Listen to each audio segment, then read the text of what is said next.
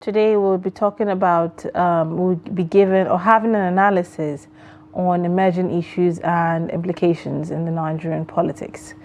Nigeria, Africa's most populous nation and largest economy, stands at a critical juncture in its political evolution. With a dynamic and often unpredictable political landscape, the country faces a myriad of emerging issues, from electoral reforms and governance challenges to rising insecurity, economic instability, and shifting geopolitical alliances. These developments not only shape Nigeria's domestic trajectory, but also have far-reaching implications for regional stability and global partnerships. Today, we'll delve into the complexity of Nigeria's political ecosystem, examining key trends, key actors, policy dilemmas that define the nation's current realities through expert insight and rigorous analyses. We'll explore these pressing issues. And to help us unpack this and assess the implications for Nigeria's future, and also discuss a pathway for sustainable governance, we're joined by Ishaya Durkwa, a philanthropist and a politician. Thank you so much for joining us, Ishaya. Yeah, thank you for having me here this morning. Thank you, and good morning, Nigerians. Good morning. So, how do the recent electoral outcomes reflect a deeper democratic tension in Nigeria? What's your take on this recent electoral outcomes and our deeper democratic tensions? What we are left with as an outcome is that we have discontent Nigerians, agitating Nigerians who have lost credibility on the electoral umpire and also the judiciary. Because what we have seen during the elections were electoral violence, the social media was littered with gory pictures. We also know there were vote buy-ins and bribery. There were riggings and manipulations. INEC was clearly shown to lack transparency because of lack of openness in how votes are counted and results are declared.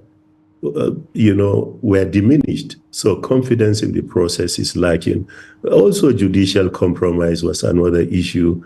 I remember very well, where people were knocked off on technicalities. And one example on my mind is you look at Plateau State, for example, where the sitting governor is from PDP, but all the federal representatives were knocked off because they said PDP does not have a valid structure in Plateau State. So the question is, on what party did the federal members fly? Why were they disqualified, or why were their elections nullified? But the governor is from PDP. And of course, insecurity was another thing that marred the elections, general insecurities in different parts of the country. And we can talk about poor logistics and delays. And I have witnessed this at my polling unit firsthand. As a matter of fact, as a result of that, over 300 people at my polling unit didn't get to vote because by 11 midnight, by 11 in the night, the IREFs or whatever it is called was shut down, so people couldn't continue to cast their votes. Of course, this has led to voter apathy and disillusionment, where citizens feel their votes do not count, or that our leaders never fulfill their promises, leading to a disengagement and resentment and withdrawal. Of course, other things we can't shy away from is ethno-religious polarization, talking about politics of identity. And, between you and me, we can talk about the fact that a generality of Nigerians are faced with lack of what I will call political education, because many of our young people, especially those who live in rural areas, have not been properly sensitized about electoral processes. So, and of course, corruption and lack of accountability and many of these things. I can go on and on talking about these things. They are common knowledge to all and sundry in Nigeria, But these were the outcomes of the last election. And I hope you know it's a degeneration from previous elections where we have seen Nigerians, coming out. And during the 2023 election, a lot of psyching and, things were done by the youth, having energies coming from NSAS, protests to all of those things. And youth came out to vote. But I think the total vote counted was not up to 28% of the total registered voters in Nigeria. I stand to be corrected. But yeah, so we are left with a citizenry that is discontent, that do not have competence in the electoral umpire and cannot trust the judiciary, and we can continue to count. Let me stop here. All right. Still on electoral matters, we saw that in 2023, there was a rise of a third force that made the political landscape a lot more competitive. But we're seeing what is playing out now prior to 2027 election, and there are even fears of the tendency of us having a one-party state. Now, what do you make of this? How can we safeguard the multi-party structure that Nigeria has been on, for a while now? Well, at this point, we're seeing even opposition not even having their house in order just yet, and the fear of a one-party state is looming. What do you make of that? Yeah, so we can talk about these things. Party mergers and strategic alliances have always been part and parcel of our democracy. There is a growing realization that to challenge dominant political forces, smaller parties must come together around shared goals. We saw this in 2023 with the merger that gave birth to APC. And though it later became clear that shared ambitions without values can lead to internal crisis. So if there's going to be another major political alliance or merger ahead of 2027, my suggestion will be to the actors to make it a value-based merger or alliance, not just power-driven, because it may have inherent consequences. But the public is watching, and Nigerians are tired. Politicians, the elites need to know that Nigerians are tired of recycled slogans. They want to see real change backed by character and competence. And yes, to your question, 2023 produced a third force. And I think that has shown Nigerians that if they can come together, they will be able to pull a surprise against the dominant sitting force, whatever it is that the dominant sitting force is thinking about as their source of strength. So, and of course, there is ongoing conversation, people talking about alliance across political parties coming to align on one political platforms. It has not been certain yet, but rumors are going out like that. And so let's not dismiss it. Because it might be the surprise for 2027. People are already talking about that. And I know with the experience of the youths in the last election, even though they are so discouraged because their effort didn't bring desired outcome as they were intending to see, or as we were intending to see.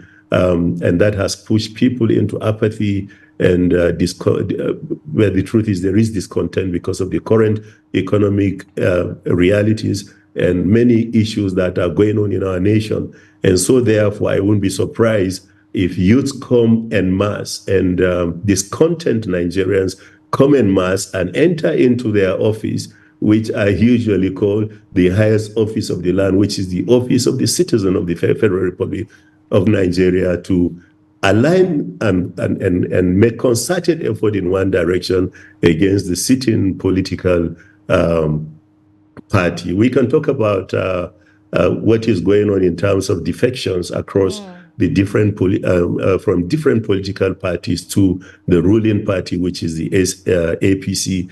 I don't know if you're going to ask me a question on that, or you want me to talk about what I think is going on and what I see is going to happen. And I am not a seer, but I'm a student of history and old enough to tell that history is cyclical. It repeats itself. If you don't want it to repeat itself, you have to do the right thing to break the cycle. Otherwise, 2027 is going to pull a surprise.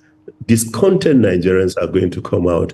They will be able to dust and shake up their disappointments and discouragements from the 2023 elections and come out en masse. And we have been trying to mobilize citizens to say apathy does not solve any problem. Yes, you had this expected result. Technicalities were used to nullify as against looking at credibility. Yet, you can't resign to apathy. We have to be pessimistic. Nigeria is the only country we have, and Nigeria belongs to Nigerians. Indeed. This is why I believe we will see something in 2027. Indeed. I'm glad you touched on apathy. And just in a recent development, the House of Reps are looking at moving a motion to enforce compulsory voting by imposing 100,000 naira fine or jail term for people who do not turn out, who are of age to vote but do not turn out to vote. Now, put this vis-a-vis the voters' behavior towards transactional policies instead of issue-based politics, where we have vote buying. People are okay with their votes being bought. There's voter apathy, like you mentioned, due to distrust in the system. Do you see this enforcing the compulsory voting making any difference in voter apathy and the mindset of our votes do not count? Do you see it having any difference in that? My sister, you will see that I'm laughing. I'm laughing at that decision. I don't know where it is coming from. And I say this without casting aspersion to anyone to say that I think it is high time we begin to have thinkers, critical thinkers, coming into legislature. Deciding what things should look like in Nigeria. Otherwise, this is a lopsided thinking. If you want people to come out and vote, you don't need to force them. What you need to do is to do the right thing, which will be a motivation, an incentive for them to want to vote. Do you think Nigerians don't want Nigeria to be good? Do you think people are happy dying at the hospitals because they cannot afford medical health care? 5,000 naira, lack of 5,000 naira could kill a person in Nigeria. Do you think our youths, teeming youths who are unemployed, are happy with the way they are? A person of 40 years is still living with his parents, cannot afford to set up a life for himself because there is no employment. Do you think Nigerians are happy with bad roads, with insecurity, and all of this economic hardship? So what you are thinking is to force them to go to the votes? How about fixing the electoral violence problems? You remember the lady that was hacked in Lagos during the elections. How about fixing vote buying problems that are obvious to all? How about solving the riggings and manipulations? How about INEC being transparent and being the umpire? How about solving the judicial compromise? How can people elect a person and then you knock the person off by technicalities? Why then do we go to vote? And now you want to force these people to come to the polls? Let's go ahead.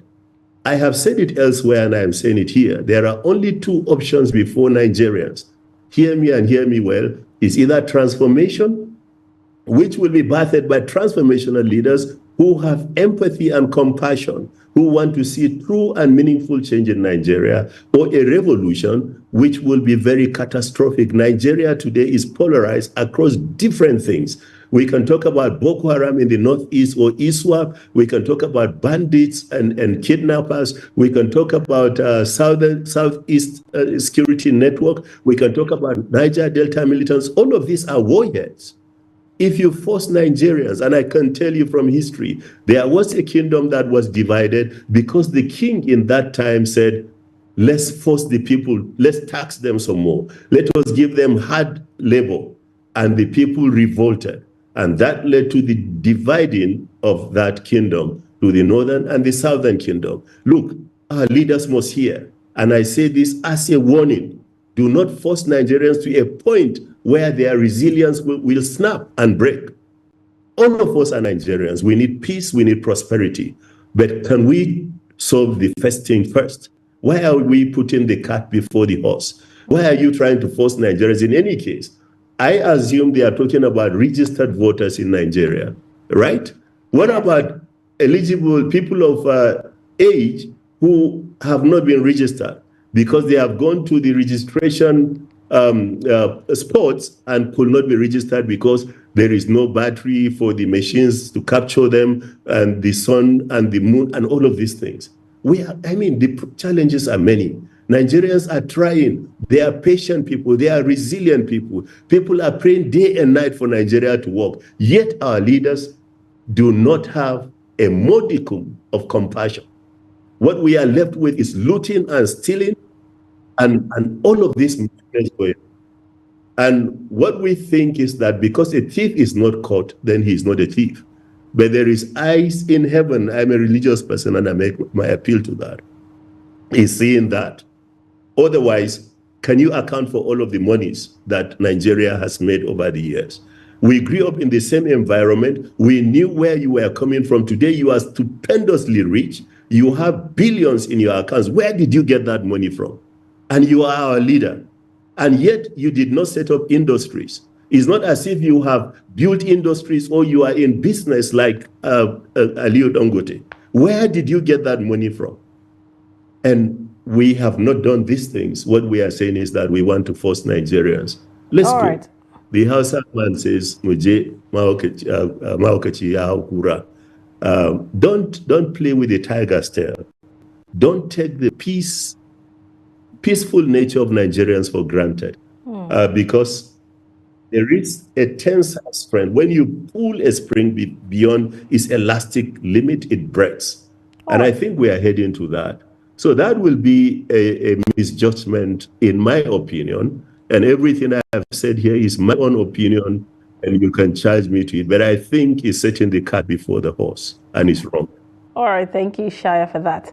Now, let's talk about the fact that, and it's inevitable, we see it happen every time, the fact that Nigerians' politics, political participation is still hinged on ethnic, cultural, and religious biases. With what the economic hardship we've seen, with things that are going on in the country, with, I would say, the certain level of political awakenness we've seen among the people, do you still see ethnic, cultural, and religious biases playing a strong role in the choices of political leaders come 2027? Yeah, yes. Those will always play out, because when you think of religion, we are incurably religious people, but sadly, we are not utilizing it to advance causes that are good. I think beneath all of this is the fact that we do not know how to make choices in these 21st centuries. Rather, we appeal to pre-model sentiments to make elections or to choose who we want to go and serve us. And sadly, even educated people sometimes make their strongest appeal to be religion, ethnicity, or regionalism. But I think there is a growing, and I'm watching this phenomenon. I'm an advocate for social justice. I work with young people across the nation. There is a growing awareness that the elites and the political class, and sometimes they have even aligned with the religious class, to use religion, ethnicity, and regionalism to divide Nigerians, balkanize Nigerians, steal power, acquire it, and perpetuate themselves against the system. There is a growing awareness. And I think deeply that in 2027, that might be downplayed a bit. And so what we should be talking about is not religion, ethnicity, or regionalism, but rather we should be looking at character. We should be looking at the fact that, has this person who is representing us done well? What has he done that deserves to be re-elected? Or is this person who is going to be elected having character that we can trust him? And things like that. So Nigerians are beginning to be aware, especially the youths, and they are going to be the deciding factor in 2027. All right, let's talk about youth participation, starting off with digital activism. One moment where we saw that using social media played a major role was during the NSAS. But there were lots of clamor for good governance and politics and calling out people to vote, call to actions on social media before the 2023 elections. That didn't transcend or translate to the polls. How can that change in the coming election? Well, permit me to talk from a very subjective standpoint. I love being objective, but let me be subjective a bit. I would argue that the awareness and all of the call for good governance that took place before the 2023 elections on social media eventually translated. Remember, some people were saying there are no polling units on social media. People were saying, oh, you are making noise, social media does not count. But what we saw in actuality is that Nigerians came out en masse to vote. And of course, it was because of all of the things that happened on the polling, on the social media. So I believe it works. I believe it will work. And I believe that people have started to take that journey already, trying to create awareness. What is going to happen is that together with this awareness is that we must motivate people to see reasons to go and hope. And that's why I'm saying that no youth should be pessimistic to say that my vote doesn't count. No, let's try, let's do it. There are different theories in life that would encourage us to do this. People who have done great inventions in the world will tell you what pepper soup they had to drink. We are talking about Michael Faraday, who invented the electric bulb, the filament. Before he got it, he tried a research of about close to 1,000 times. It was failing. It was the 1,000th time that he got it. And there are also examples of nations in history where the people's participation and trying to come together kept failing. But right now, they are on a trajectory that is good, and Nigeria should not be left out. So what I'm saying is that it did count at that time, and is going to count again. My appeal is that I hope the gladiators will not clamp on the social media. And of course, there is signs and symptoms of using threats to isolate people who are speaking out loud. And so what they are doing is they are casting a blanket of fear over people to not dare to speak about what is truth. But let me tell you, we can only try as hard as we can, but we can do nothing against the truth, but for the truth. And the day comes when neither those who are perpetuating themselves against the system or these who are trying to say, do the right thing, are going to survive. Because if this nation snaps, nobody knows where it is going to end. So we need to tread cautiously and carefully and allow people to express their views with respect, making appeal to freedom of speech, as it were, and stop terrorizing people and instilling fear in those who are coming up to speak the truth objectively. Before we go, there is this systemic structure that doesn't seem to favor youth participation in politics, from the cost of buying forms to participate in election, to the notion that the older ones know leadership better than the young ones among Nigerians, to the notion that it is the bigger political parties that they know and not the candidates. How can we turn, or do you see the political landscape and structure to favor the youth in the near future? Yeah, so number one, when we think about the older ones knowing how to lead better, I'm asking the question, how has their experience produced good roads, tackle insecurity, solve hunger problems? How has their experience fared and led Nigerians so far? Two cardinal duties of every government is to provide security and welfare for the citizens. How well have they fared with all of their experiences? And at what age did our founding fathers begin to lead this nation? We can talk about General Yakubu Gowon, General Ibrahim Badamasi Babangida. We can talk about all of these great people. At what age have they begun to lead this nation? And today, a person of 40 years or 50 years is being seen to be young or too young to be in governance. While I'm not saying that every young person has a sane mind, I'm saying that young people can drive us to meaningful change as well. And there are many young people who have a sound mind and they understand today's world more than many of the older generations who are not even in tandem with 21st century realities, especially leading in the tech worlds, in the AIs of this world and all the robotic technologies. They have no clue about it. Now, however, we must recognize, and sadly so, that they have also weaponized poverty against the youth. And when it comes to election and electioneering, it is so expensive, and to buy a nomination form, an expression of interest form, is such pricey that a young person might not be able to buy, so they rig them out. But anyhow you turn it, whether it's by Tinini, Tanana, Biko, however you look at it, I believe strongly that Nigeria is going to work. There is the emergence of a new Nigeria, and when that time comes, there is no manipulation, there is no politician, there is no elite that will stop that from happening.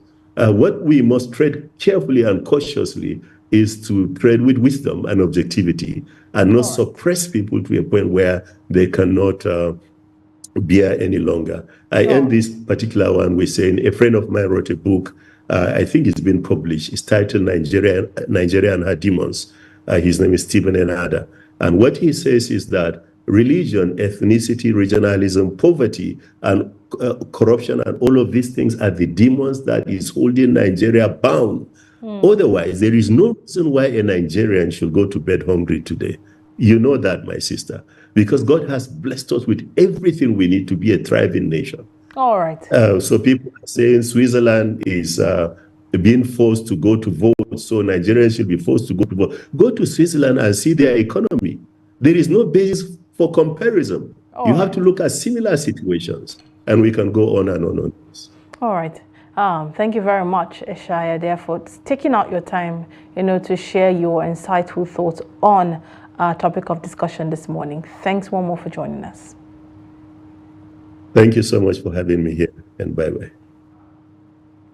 To our listeners, I hope you've been able to pick something from our conversation this morning.